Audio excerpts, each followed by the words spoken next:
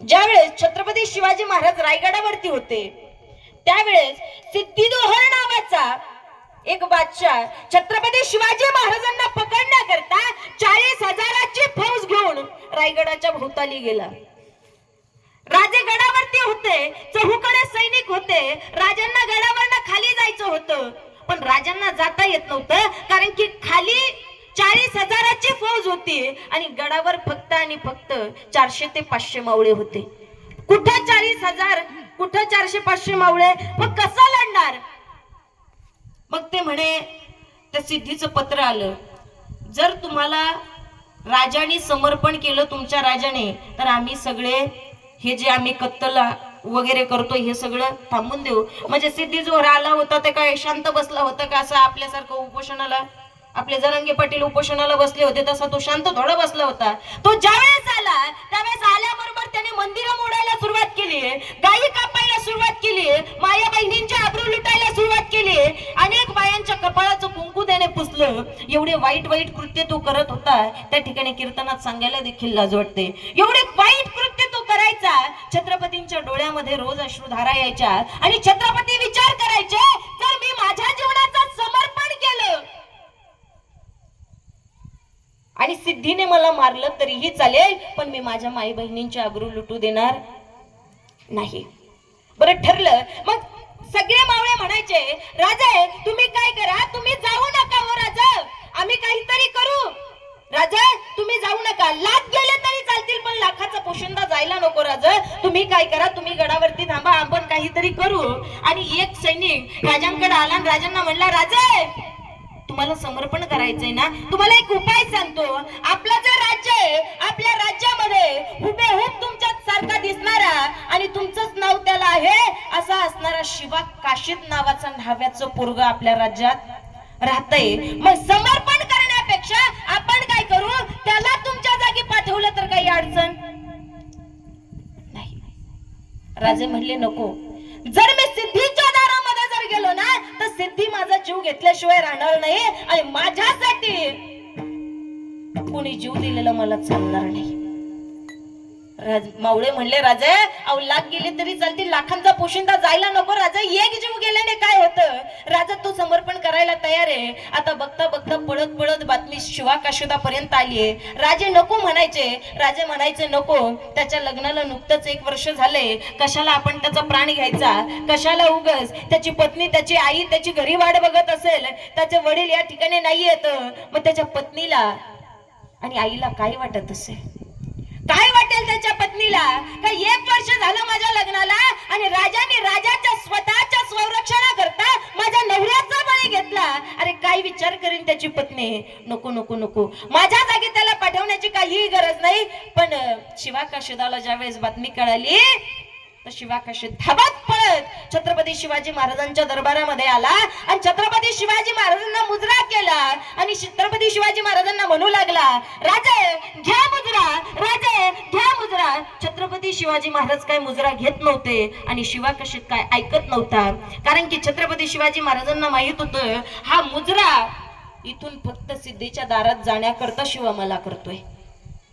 राजा म्हणतात, शिवा तू मुजरा घ्या म्हणतोय पण मी तुझा मुजरा घेऊ शकत नाही. याचं कारण असं का तुला माझ्या जागी शिवाजी म्हणून जायचंय कोणाच्या दारात? अरे त्या सिद्धीच्या दारात. आणि त्या सिद्धीच्या दारात जर तू गेला तर तो सिद्धी तुला जिवंत ठेवणार नाही हे मला माहितीये.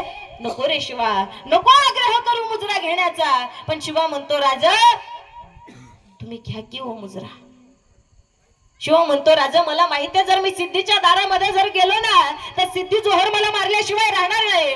पण राजा सिद्धीच्या दारात जाण्याच्या अगोदर अहो जो जिरे मुकुट छत्रपती शिवाजी महाराज घालतात तो जिरे मुकुट जर या शिवाच्या डोक्याला लागला तर हा शिवाचा जो देह आहे तो पवित्र होईल. अरे जी भवानी तलवार जिने या स्वराज्याच्या संरक्षणाकरता अनेक दुष्कर्म्यांचा बळी घेतलाय, ती भवानी तलवार या शिवाच्या म्यानाला लागणार. याच्यापेक्षा अजून काय सांगावं? अरे जो छत्रपतींचा शेला आहे तो शेला या शिवाच्या कमरेला गुंडाळणार आणि मरणार तर मरणार, शिवा नाभी म्हणून नाही तर छत्रपती शिवाजी महाराज मेले म्हणून मरणार. राजा याच्यासारखं गोड मरण दुसरं नाही. राजा राजे घ्या की हो मुजरा. छत्रपती शिवाजी महाराज मुजरा घेतात. आता सैनिक शिवा काशीदाला छत्रपती महाराजांसारखं बनवतात. छत्रपती शिवाजी महाराजांचा बॉडी डब म्हणजे दुसरा शरीर छत्रपती शिवाजी महाराजांचं तयार केल्यासारखं त्याला शिकवतात. राजे कसे उठतात, राजे कसे बसतात, राजे कसे चालतात, राजे कसा फेटा बांधतात, कसा शेला बांधतात, राजे कसे बोलतात, सगळ्या गोष्टी शिवा काशीदाला शिकवण्यात आल्या. आणि त्या ठिकाणी सिद्धीला पत्र पाठवलं का राजे समर्पण करण्यासाठी तयार आहेत, राजा समर्पण करण्याकरता तयार आहेत असं सिद्धीला पत्र गेल्याबरोबर खालचा जो वेढा होता, खालचे जे सैनिक होते, खालचं जे तटबंध होतं ते आता कमी झालं. आता खालचे सैनिक कमी झाले, खालचा वेढा कमी झाला. आणि छत्रपती शिवाजी महाराजांची जी युक्ती होती का दोन जागी दोन पालख्या पाठवायच्या, तर छत्रपती शिवाजी महाराजांनी त्याप्रमाणे दोन पालख्या सजवल्या. दोन पालख्या सजवल्याच्या नंतर दोन्ही पालख्यामध्ये छत्रपती शिवाजी महाराज बसले. म्हणजे एका पालखीमध्ये शिवा काशीद बसला म्हणजे शिवा न्हावी बसला आणि दुसऱ्या पालखीमध्ये छत्रपती शिवाजी महाराज बसले. आणि दोन्ही पालख्या सजवल्या, दोन्ही पालख्या उचलून घेण्यात आल्या. बाजूबाजूला पालख्या उभ्या आहेत. ज्या पालखीमध्ये छत्रपती शिवाजी महाराज होते त्या पालखीतून रडण्याचा आवाज येत होता आणि ज्या पालखीमध्ये शिवा न्हावी होता त्या पालखीतून हसण्याचा आवाज येत होता. छत्रपती शिवाजी महाराज रडायचे कारण की छत्रपतींना माहित होतं आता माझा शिवा जिवंत राहू शकत नाहीये. आणि शिवा न्हावी हसायचा कारण की त्याला वाटायचं मेलं तरी चालेल पण छत्रपती शिवाजी महाराज मेले म्हणून मरल. असे दोन्ही पालख्यातून वेगवेगळे आवाज होत होते. आता दोन्ही पालख्या दोन दिशेला निघाल्या होत्या. एक पालखी निघाली होती सिद्धीच्या दरबारामध्ये, एक पालखी निघाली होती विशालगडावरती. त्या ठिकाणी दोन बाजूला दोन पालख्या निघाल्या. पण शिवा काशीदाने आवाज दिला, राजा तुम्ही विशालगडावरती चाललात खरं पण मला समजेल कशी तुम्ही विशालगडावरती पोहोचले. राजा म्हणतात, शिवा ज्यावेळेस मी विशालगडावरती जाईल ना त्यावेळेस पायऱ्या चढताना तोफेचा आवाज करेन. मी गडाचा दरवाजा ओलांडल्याच्या नंतर पुन्हा तोफेचा आवाज करेन. अरे मी जोपर्यंत दरबाराच्या खुर्चीपर्यंत जात नाही ना तोपर्यंत तुला 5 तोफांचा आवाज येईल. आणि मी तिथं पोहोचल्याच्या नंतर तुला 5व्या तोफेचा आवाज येईल. आणि जेव्हा तुला 5व्या तोफेचा आवाज येईल त्यावेळेस समजून घे का तुझा राजा गडावरती सही सलामत पोहोचलाय. बरं ठीक आहे चालतंय म्हणे. मग दोन दिशेला दोन पालख्या निघाल्या. आता मजल दर मजल करत छत्रपती शिवाजी महाराजांची पालखी त्या ठिकाणी विशालगडाकडे निघाली. शिवा न्हाव्याची पालखी सिद्धी जोहरच्या दरबारामध्ये निघाली. आता सिद्धीच्या दरबारामध्ये शिवा न्हाव्याची पालखी आली. पण राजा त्या ठिकाणी पावनखिंडीच्या अलीकडे थोडे चालत असताना शिवाची पालखी सिद्धीच्या दरबारामध्ये पोहोचली. आणि सिद्धीच्या दरबारामध्ये पालखी आल्याच्या नंतर जसा शिवा काशीद छत्रपती शिवाजी राजा म्हणून पालखीच्या खाली उतरला तसा सिद्धीचा मंत्री म्हणला, राजा अपने साथ धोखा हुआ है, धोखा हुआ है. ये छत्रपती शिवाजी राजे नहीं है, ये शिवाजी महाराज नहीं है. सिद्धी म्हणला, अरे काय मूर्ख झाला का तू? अरे बघ ना, बघ त्याचा तो जिरे मुकुट, बघ त्याच्या कमरेची ती भवानी तलवार, अरे बघ तो त्याच्या कमरेचा शेला, अरे बघ तो त्याचा ताटकणा, त्याच्या मिशीचा आळा बघ ना रे. तो छत्रपती शिवाजी महाराज आहे. मंत्री म्हणतो, राजा नाही, बादशाह ये शिवा नहीं हो सकता. सिद्धी म्हणतो, कसं काय शिवा नाहीये? तो म्हणे, जब छत्रपती शिवाजी महाराज पालखी के नीचे उतरते हैं ना तो अपना बाया पैर म्हणजे उजवा पाय बाहेर ठेवतात आणि याने डावा पाय बाहेर ठेवलाय. हा आपला छत्रपती, हा शिवाजी नाहीये. कारण की शिवाजी उतरताना उजव्या पायाचा वापर करतो, डाव्या पायाचा करत नाहीये. आणि त्या ठिकाणी सिद्धीने आपल्या म्यानातली तलवार काढली, शिवा काशीदाच्या मानेवरती ठेवली आणि सांगितलं, कोण आहेस रे तू? शिवा काशीद एक शब्द ही त्या ठिकाणी बोलत नाहीये. आता त्या ठिकाणी छत्रपतींची पालखी विशाळगडाच्या जवळ जातीये. आता पावनखिंडीच्या जवळ पालखी आली. इकडे शिवाला विचारलं, शिवा बता तू कोण आहे? शिवा काशीदाचे हात कापण्यात आले पण शिवा काशीदाने सांगितलं नाहीये.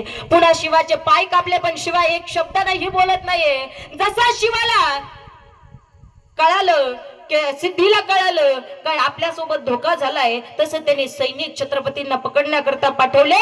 आणि ज्यावेळेस सैनिक पाठवले त्यावेळेस पावनखिंडीमध्ये असणारे छत्रपती शिवाजी महाराज त्यांना बाजीप्रभू देशपांडे म्हणतात.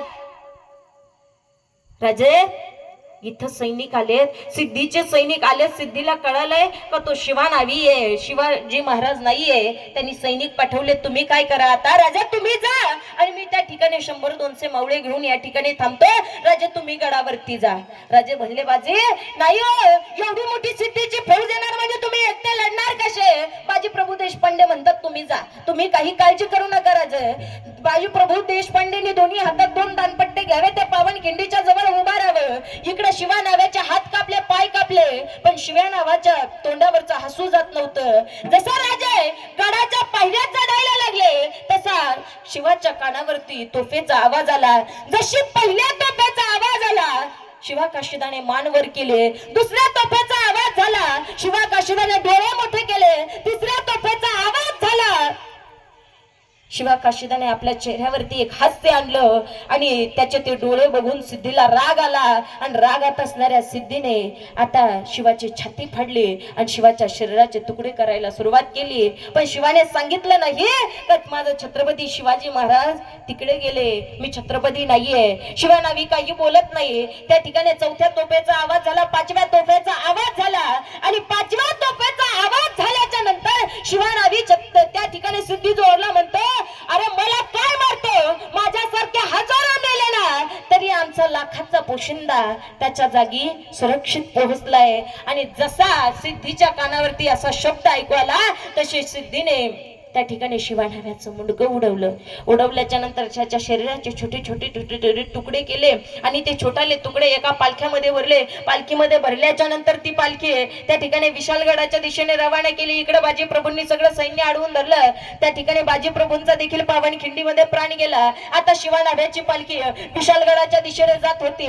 जशी पालखी चालत होती तशी पालखीतून एक एक एक थेंब रक्ताचा गळत होता आणि विशालगडाची जी वाट आहे ती वाट शिवा नावाच्या रक्ताने धुतली गेली होती. आता एक एक एक एक पाऊल करत पालखी विशालगडावरती पोहोचली. एक एक पायरी चढताना एका पायरीला शिवा नावाच्या रक्ताचा अभिषेक होत होता. आता पालखी विशालगडावरती गेली. राजांच्या समोर पालखी ठेवण्यात आली. अरे जशी राजांच्या समोर पालखी ठेवली तसे आपल्यावर छत्र धरणारा जो छत्रपती आहे त्या छत्रपती शिवाजी महाराजांनी दोन्ही गुडघे खाली ठेवले आणि गुडघ्यामध्ये मान घालून माझा राजा रडायला लागला. त्या ठिकाणी दिवाळीचा सण होता. त्या ठिकाणी राजे त्या ठिकाणी शिवा नाव्याच्या घरी भेटण्याकरता जाणार असा एक आदेश त्यांनी शिवाच्या घरी पाठवला. शिवाच्या घरी पाठवल्याच्या नंतर राजे येणार म्हणून गाव सजवण्यात आला. सगळा गाव सजवला. राजे आले. राजे वेशीपाशी आले. शिवाची आई बघत होती. राजे आता गल्लीमध्ये आले. आता राजे न्हाव्याच्या गल्लीमध्ये आले. आता राजे शिवा न्हाव्याच्या घरासमोर आले आणि शिव्या नाव्याची बायको तिने 9वारी अशी साडी घातली होती. सगळ्या सौभाग्यवतीचा साज केलेला होता. तिच्या हातामध्ये एक पूजेचं ताट होतं. तिच्या सासूने सांगितलं होतं आज जगाचा राजा जो जगामध्ये ज्याचं नाव आहे तो राजा आपल्या दारामध्ये येतोय आणि त्या राजाला तुला औक्षण करायचंय. तिने आपल्या ठेवणीतली साडी सुनेला दिली. तिने सगळे दागदागिने अंगावरती चढवले. तिला सगळं नवरीसारखं सजवण्यात आलं आणि तिने हातामधलं ते पूजेचं ताट घेतलं आणि अशी छत्रपतींची वाट बघत दारामध्ये उभी होतीये. जसं छत्रपतींना ओवाळण्याकरता ती पुढे आली तशा तिच्या सासूने तिच्या हातातलं ताट घेतलं. शेजारच्या बाईच्या हातात ताट दिलं आणि सांगितलं तू आतमध्ये जा, तुला राजाला ओवाळता येणार नाही. शिवा नाव्याच्या पत्नीच्या डोळ्यामध्ये पाणी आलं. आता शिवाची बायको रडत रडत घरामध्ये गेली आणि मनामध्ये विचार करू लागली अरे ज्या सासूने ठेवणीची साडी मला दिली, ज्या सासूने दागदागिने मला दिले, कारण की छत्रपती शिवाजी महाराज येणार आणि त्यांना औक्षण तुला करायचं, मग माझ्या सासूने असं राजा आल्याच्या नंतर माझा अपमान काय केला, माझ्या हातातलं पूजेचं ताट का घेतलं. ती एका कोपऱ्यामध्ये जाऊन रडायला लागले. इकडे राजे आता राजांचं औक्षण करण्यात आलं. राजे घरामध्ये बसल्याच्या नंतर राजांच्या हातामध्ये गुळ पाणी देण्यात आलं. राजांनी गुळ खाल्ला, पाणी घेतलं आणि सांगितलं शिवाच्या आईला म्हणले आई मला चाललं असतं की हो शिवाच्या पत्नीने ओवाळलेलं का तुम्ही माझ्या बहिणीच्या हातातून ताट घेतलं, बघा ना माझी बहीण कोपऱ्यात बसून रडतीये. त्यावेळेस शिवा नाव्याची आई म्हणते राजे तुम्ही छत्रपती आहात, तुम्ही एक श्रीमंत योगी आहात, तुम्ही श्रीमंत राजे आहात आणि एका श्रीमंत राजाला एका रांडव बाईने ओवाळणं चांगलं नाही. जे एक सौभाग्यवती बाई ओवाळू शकते तसं ज्या बाईचा नवरा मेला त्या बाईने कधीच एका श्रीमंत राजाला ओवाळू नये. राजांच्या डोळ्यामध्ये पाणी आलं. राजांच्या डोळ्यामध्ये पाणी आल्याबरोबर राजे शिवानावाच्या आईला म्हणतात, आई अजून गडाच्या कानाकोपऱ्याला देखील माहित नाही का शिवा नावी मेलाय. तुम्हाला कसं कळालं का शिवा या जगामध्ये शिल्लक नाहीये. आई म्हणते, राजे तुम्ही येणार म्हणून गाव सजवला आणि तुम्ही येणार म्हणजे माझा शिवा देखील येणार मला असं वाटलं होतं. म्हणून ज्यावेळेस तुमची पालखी त्या ठिकाणी गावाच्या वेशीला आली, मी गावाच्या वेशीपाशी आले, तुम्ही तुमच्या सोबत मला माझा शिवा दिसला नाही. मला वाटलं तो भाला घेऊन त्या ठिकाणी उभा असेल, तुम्हाला दिसला नाही. तुम्ही माळ्याच्या गल्लीत आले, साळ्याच्या गल्लीत आले, कोळ्याच्या गल्लीत आले, मराठ्याच्या गल्लीत आले, सगळ्या गल्ल्यांमध्ये आले, तरी माझा शिवा मला काही दिसला नाही. तुम्ही शेवटी न्हाव्याच्या गल्लीत आले तरी माझा शिवा मला दिसला नाही. तुम्ही माझ्या दारामध्ये आले तरी माझा शिवा मला दिसला नाही. आणि मला समजलं का माझा शिवा या स्वराज्य रक्षणाकरता त्याने आपल्या प्राणाचा बळी दिलाय. आणि राजे आणि शिवा न्हाव्याची आई एका कोपऱ्यामध्ये बसून रडता. इकडे शिवा न्हाव्याची पत्नी रडते आणि राजे म्हणतात, आई तुम्हाला काय पाहिजे ते मागा. मोठा असा नजराणा, मखमली रेशमी कपड्यांचा नजराणा, सुवर्ण दागिन्यांचा नजराणा, हिरे मोती ज्याच्यामध्ये अनेक असं धन होतं, तो नजराणा शिवाच्या घरामध्ये ठेवण्यात आला. आणि सांगितलं, आई तुमचा पोरगा तर वापस देऊ शकत नाही, पण तुमच्या सुखी आयुष्यासाठी हे थोडस देतोय, याचा स्वीकार करा. आई म्हणती, राज माझा शिवा तुमची मनापासून सेवा करायचा हो. माझा शिवा तुमच्या सैन्यात येण्यासाठी त्याने अनेक धडपडी केल्या, स्वराज्यासाठी प्राण देणं ही त्याची पहिली इच्छा होती. राजा मला तुमचा हा नजराणा नको, जर द्यायचाच असेल तर मला एक गोष्ट द्या, एक मागणी मी तुमच्याकडे मागते. राजे जर द्यायचाच असेल, जरी भगवंतानी माझ्या मुलाला कमी आयुष्य दिलं तरी माझ्या मुलामुळे तुमचं आयुष्य अकल्प माझ्या मुलाने केलं, तर एक मागणी मी तुमच्याकडे मागते. राजा फक्त पोळ्याच्या सणाला माझा शिवा घरी यायचा, माझ्या हातची पुरणपोळी स्वतःही खायचा आणि ती पुरणपोळी माझ्या जनावरांना देखील चारायचा. राजा फक्त वर्षातून एक दिवस पोळ्याच्या दिवशी माझ्या घरी येत जा, माझ्या जनावरांना पुरणपोळी खाऊ घालत जा आणि माझी हातची पुरणपोळी खात जा. मी समजेन माझा शिवा अजून जिवंत आहे, माझा शिवा अजून जिवंत आहे. मग सांगा ना, कोणाला अकल्प आयुष्य भेटलं पाहिजे? अकल्प म्हणजे कल्पांतरीचं आयुष्य, ज्या आयुष्याला कोणती गिणताच नाही, असं आयुष्य कोणाला भेटावं? तर त्या शिवा नाव्याला भेटावं. नव्हे त्या छत्रपती शिवाजी महाराजांना भेटावं का? गोरगरिबांच्या महिलांची आबरू ज्यावेळेस लुटण्यात आली त्यावेळेस स्वतःचा प्राण द्यायला तयार होणारा पहिला राजा म्हणजे माझा छत्रपती. मग कोणाला भेटायला पाहिजे अकल्प आयुष्य? छत्रपती शिवाजी महाराजांना. हेच अभंगाच्या पहिल्या